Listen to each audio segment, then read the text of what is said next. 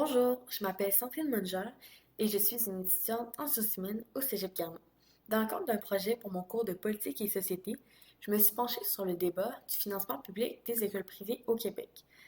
À force de faire des recherches, j'ai découvert qu'il y avait plusieurs organismes québécois qui s'étaient positionnés sur la question, dont l'organisme École Ensemble.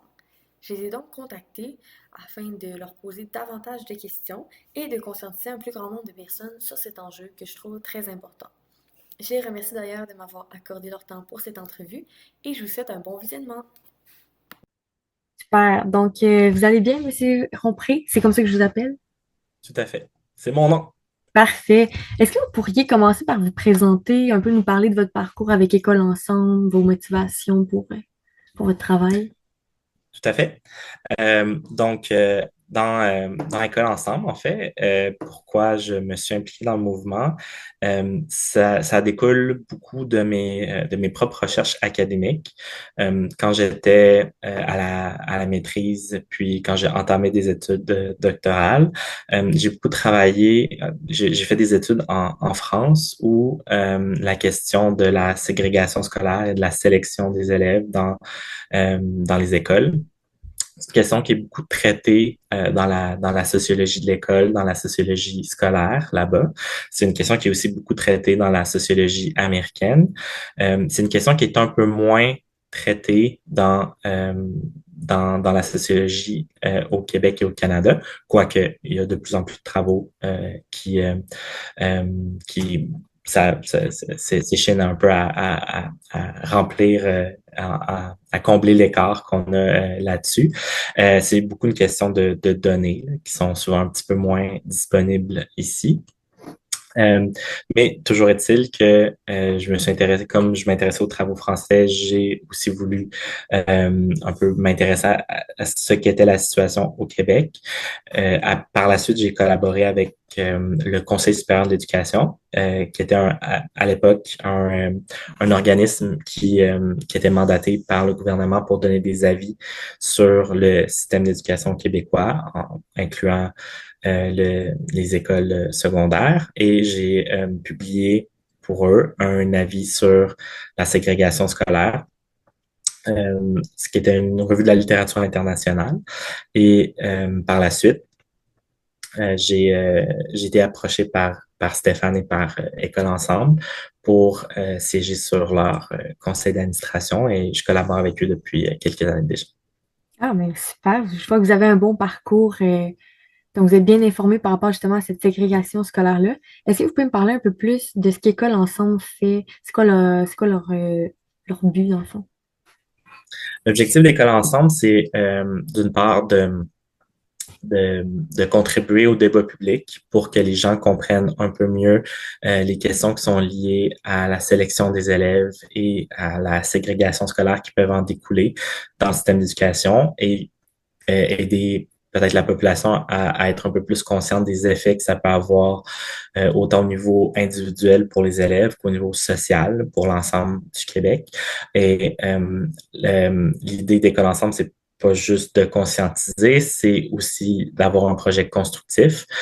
Donc, École Ensemble a développé un plan pour un réseau commun, qui est un plan assez exhaustif puis adapté à la réalité québécoise pour pouvoir transformer notre système d'éducation pour le rendre plus équitable puis plus performant aussi par la bande.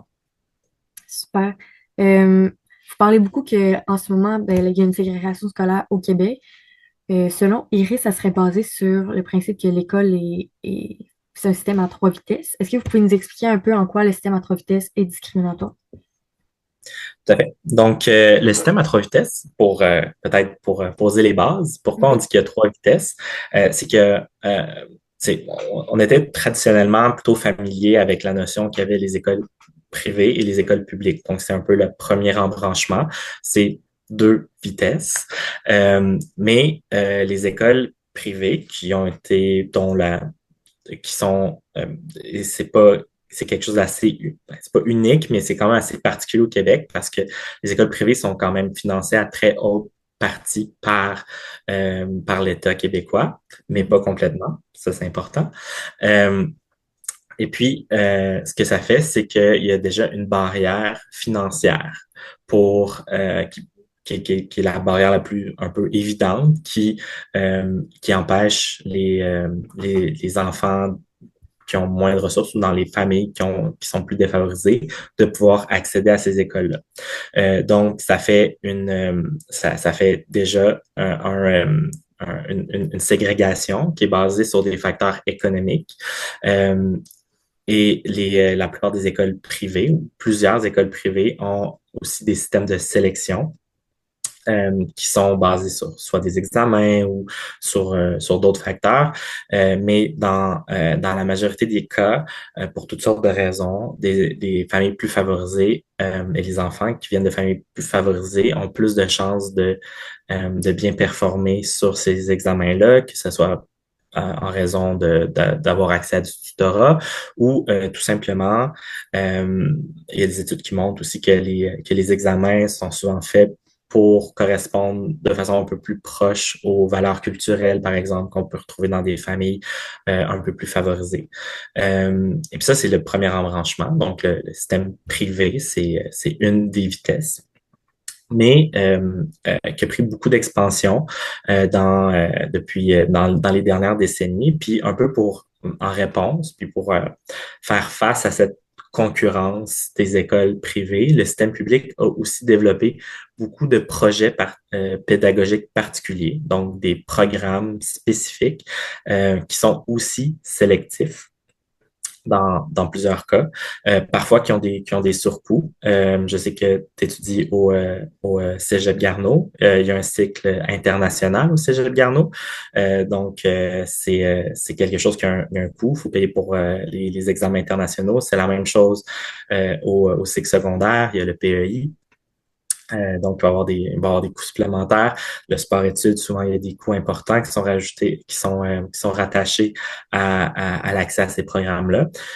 Donc, ça, c'est un des facteurs. Mais même quand il n'y a aucune barrière économique, le seul fait qu'il y ait l'existence d'un choix va aussi de façon typique provoquer de la ségrégation. Donc, il faut aller un petit peu plus loin dans l'explication sociologique que juste l'accès à l'argent. C'est tout simplement aussi un accès à l'information. Donc, tu peux peut-être te mettre dans la peau d'un nouvel arrivant. Ça fait seulement quelques années qu'il réside au Québec, qui vient d'un système d'éducation qui est très différent, avec des cultures qui sont très différentes, puis se fait mettre devant... en fait, il sait même pas qu'il y a des options. Il connaît pas le système d'éducation nécessairement. Il sait pas c'est quoi les différentes les différentes vitesses ou les différents programmes. Il connaît pas nécessairement les dates butoirs, les dates d'échéance, les étapes qu'il faut passer pour accéder à un programme. Donc, souvent, par défaut, il y a des familles soit des nouveaux arrivants, ou même quand on dit des gens qui sont culturellement un peu plus éloignés de l'école, c'est aussi des gens qui viennent de familles un peu plus défavorisées, qui n'ont pas nécessairement eu beaucoup de succès à l'école, qui ont quitté le système scolaire assez vite, qui n'ont pas nécessairement joué le jeu d'essayer de, de, de mettre à profit leur diplôme à l'école, qui vont pas nécessairement avoir beaucoup de confiance à naviguer à l'intérieur des différentes options qu'on retrouve dans le réseau scolaire. Donc, souvent, les gens qui vont pouvoir profiter le plus des programmes pédagogiques particuliers, que ce soit au privé ou au public, mais tout particulièrement au public, c'est des familles, encore une fois, dont les parents ont pour utiliser un terme sociologique, un capital culturel, c'est-à-dire qu'il y a souvent une familiarité plus grande avec l'école, qui sont souvent aussi un peu plus riches, souvent qui ont des diplômes universitaires, qui vont pouvoir le plus souvent profiter de ces programmes-là. Donc ça, c'est la deuxième vitesse, c'est le public, mais un programme pédagogique particulier. Finalement, la troisième vitesse, c'est ce qu'on appelle souvent le régulier, qui est souvent un peu considéré par certaines personnes comme le restant. Donc, les gens qui ont pas su ou qui ont pas pu aller dans les autres vitesses se retrouvent dans des espèces de programmes de relégation qui sont supposés être les programmes typiques, mais que dans certains quartiers qui sont carrément devenus une minorité, puis presque un programme particulier pour des élèves en difficulté. Super, je comprends mieux un peu la différence.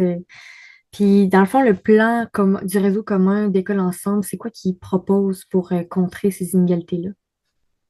Donc, il y a plusieurs aspects au plan. Le premier aspect, c'est qu'est-ce qu'on fait avec les écoles privées existantes.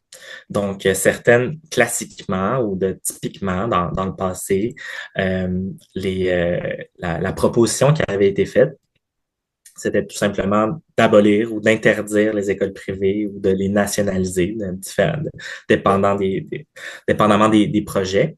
Mais ça arrive avec toutes sortes de problèmes, soit des problèmes constitutionnels, des problèmes légaux, des problèmes même syndicaux, toutes sortes de casse-têtes administratifs, même de coûts, qui font en sorte que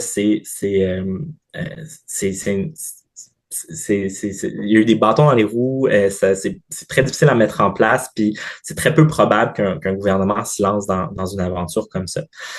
Donc, la première proposition d'École Ensemble, c'est tout simplement d'offrir aux écoles privées l'option de faire partie d'un réseau commun.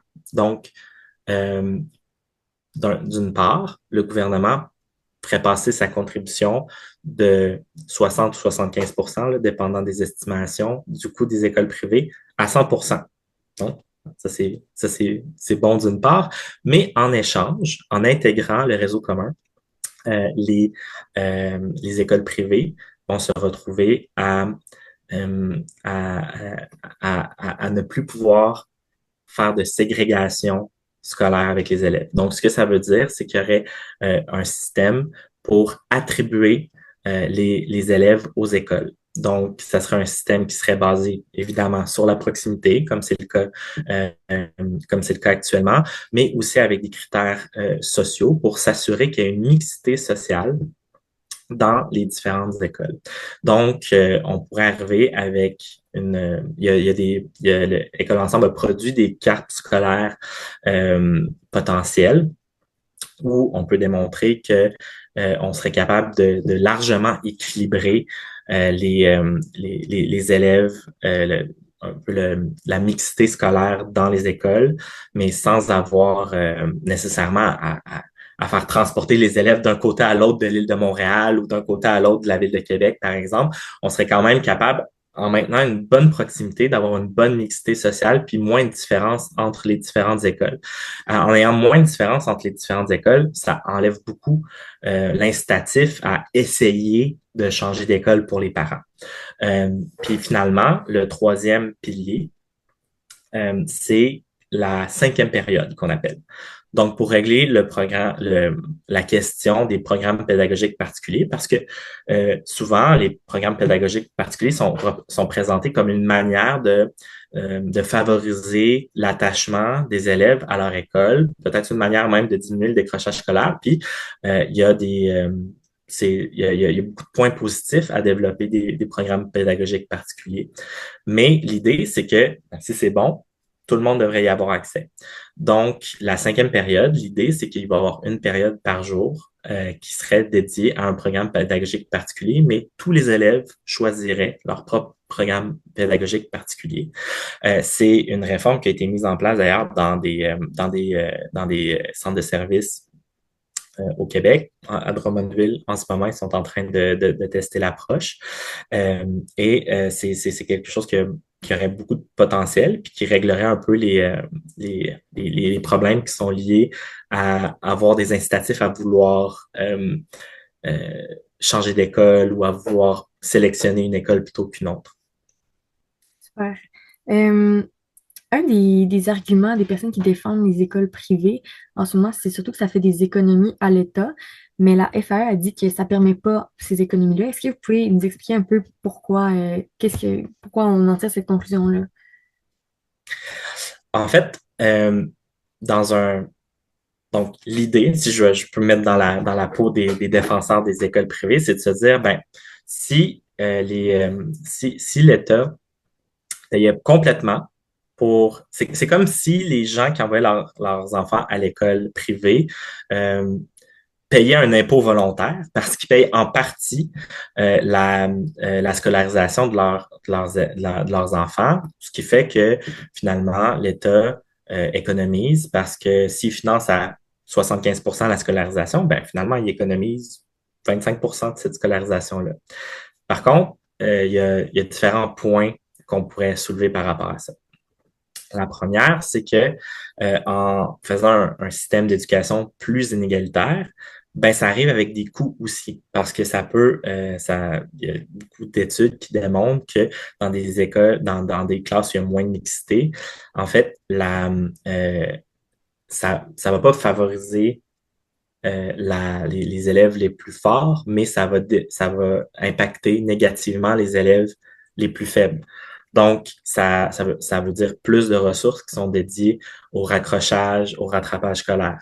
Dans un système qui est plus égalitaire, on aurait aussi probablement moins de décrochage scolaire. Le décrochage scolaire, c'est un coût très important à long terme. Puis on sait que le Québec fait très mauvaise figure par rapport au reste du Canada. Et c'est pas un hasard qu'on a aussi le système scolaire le plus inégalitaire au Canada. Il y a une corrélation là. On peut pas nécessairement établir la causalité, mais c'est une forte suggestion que ça pourrait être lié. Euh, la, Puis ensuite, ce qu'on pourrait avancer, quand on parle, par exemple, du plan pour un réseau commun, ça se ferait à coût nul ou même à coût positif pour l'État. La raison pour ça, c'est que on se doute qu'il y a un certain nombre d'écoles privées qui n'accepteraient pas la proposition de faire partie du réseau commun.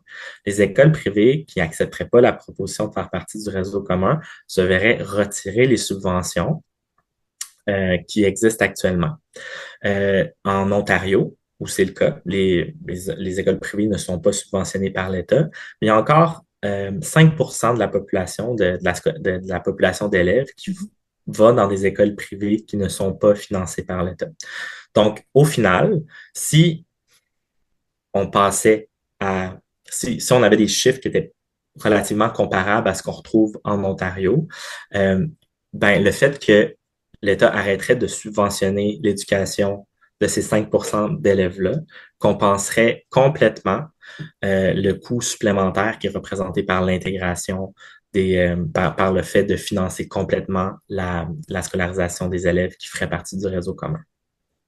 Puis en ce moment, est-ce que vous voyez une ouverture de la part du gouvernement à changer euh, le financement des écoles privées ou à peut-être même complètement intégrer le plan du réseau commun?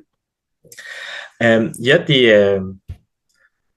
ça, donc, la ministre de l'Éducation actuelle a souligné qu'elle était plutôt en faveur de conserver les trois vitesses du réseau actuel.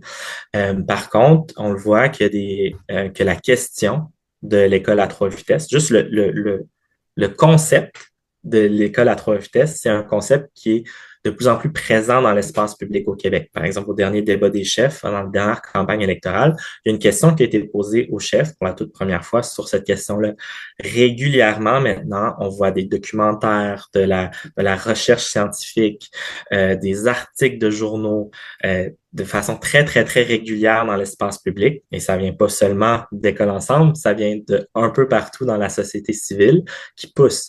Les syndicats prennent une position de plus en plus au sujet de l'école à trois vitesses. Puis on le constate, il y a aussi des initiatives qui s'attachent à aborder le problème au niveau local. J'ai souligné, par exemple, l'exemple de Drummondville avec la cinquième période. C'est une question qui a été abordée. Il y a plusieurs partis politiques aussi qui veulent refaire des états généraux sur l'éducation, par exemple, où c'est une question qui serait certainement débattue puis réfléchie. Non, il n'y a pas il y a pas eu de volonté publique officielle de mettre en place le réseau, mais il y a un projet de loi qui existe, qui a été porté entre autres au Parlement par Québec solidaire. Il n'a pas été adopté, mais un peu la mouture légale existe.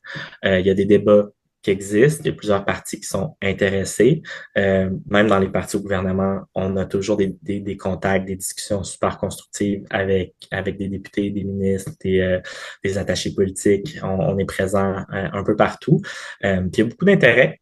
Pas encore de plans concrets pour que ça se réalise dans dans les prochains mois, les prochaines semaines ou quoi que ce soit. Mais certainement, on sent qu'il y a un mouvement, un élan dans cette direction-là. Super. Ben, on souhaite au Québec de peut-être justement réformer éventuellement le système d'éducation. Ben, ça va être tout pour aujourd'hui, mais je vous remercie beaucoup d'avoir accepté mon invitation. Je vous souhaite une très belle journée.